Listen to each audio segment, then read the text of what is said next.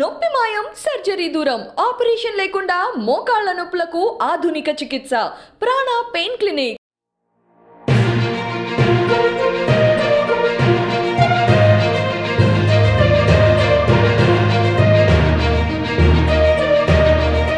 ఒక పక్క ఎండలతో చస్తుంటే ఇంకో పక్క 4 రోజులు వర్షాలు పడతాయని వాతావరణ శాఖ అధికారులు వెల్లడించారు.